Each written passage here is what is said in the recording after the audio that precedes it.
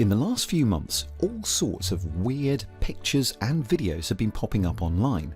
Some look like clever mashups of existing photos, others look like the work of pretty groovy digital artists. But they're not. Each of these images has been created from scratch by a computer, based on nothing more than someone typing in a few words to describe what they want. Now, I have to say, some of them are stunning.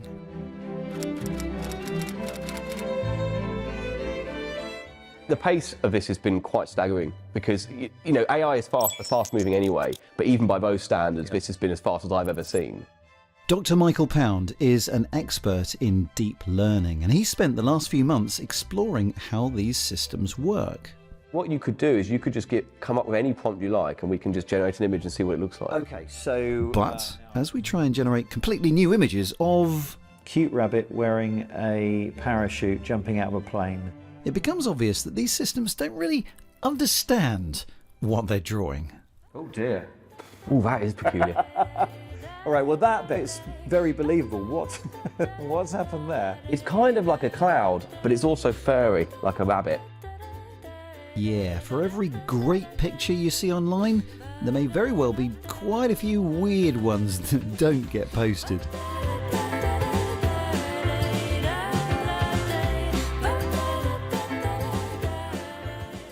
But the good pictures are really good. And the fact that this has all happened so fast has blown my mind. So what on earth is going on? To put it simply, it's complicated. But if you give me 90 seconds, I will give you my best explanation. For years, machine learning systems have been vacuuming up all the images they can find online and their accompanying text descriptions. Over time, the systems have learned to associate certain words and phrases with certain types of pictures. And now they seem to know enough to be able to work in reverse. Start with a description and get a picture. So if I type in an abandoned, futuristic, dystopian city, overgrown with plants, bathed in sunlight, it will first come up with this. Now it doesn't look much, but I think there are some clues in here. For example, does it know that the word plants means it needs to put in a lot of green, and that green needs to be low down in the picture? Do all pictures of sunlight it's ever seen involve a single point of brightness somewhere in the sky? I think this is some kind of average of all plant pictures and all sunlight pictures. Next, it uses these broad brushstrokes to guide it, and it slowly adds more and more detail over and over again, until in 100 steps, as if emerging from a fog, you get this, which I think is pretty darn beautiful. And you don't have to start with a blank slate. Give it a starting face and you too can grow your own mad scientist in a steampunk laboratory. And then there's the teddy bears.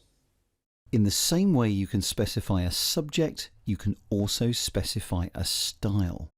These systems have seen enough Monet to know what makes a Monet.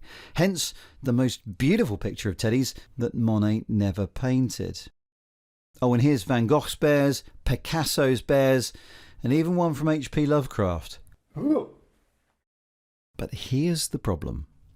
What if you wanted a painting in the style of a living artist, one who earns money from their commissions?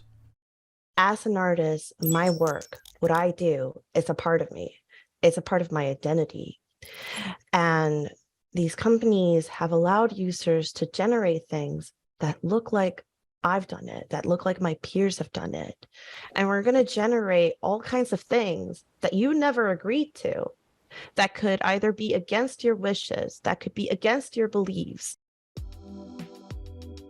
Carla Ortiz is a concept artist, illustrator and fine artist who's designed for the Marvel Cinematic Universe, amongst others. And she's discovered AI-generated work in her style and that of her peers online. I would even say that to me feels almost like some kind of parasitical copying, you know? Where it's like, oh, we're copying from another artist specifically to look like that artist. Oh, but it's slightly different, but it sure looks like that artist did it, huh? It's concerning. This is a live issue, but there may be hope for artists whose specific styles have been replicated. An artist wouldn't be able to claim an infringement for a style being copied because copyright doesn't protect a style. But when artificial intelligence has been used to make something in the style of someone else, then their original works would have been copied by that AI. So if an artist did have a problem, they could make a claim for their original works having been copied in the first place as part of data scraping and data mining. But there is that other issue surrounding AI too. Given that you make your living from your art, are you worried that you might lose income because suddenly it's possible to generate stuff that looks like yours? I'd be lying if I said no. I am worried. I have peers that are also very worried specifically, and this is a concern I share, for those that are entering the industry. And I've heard reports of illustrators whose projects were canceled, or, oh, hey, these interns that we were thinking of hiring, maybe not really.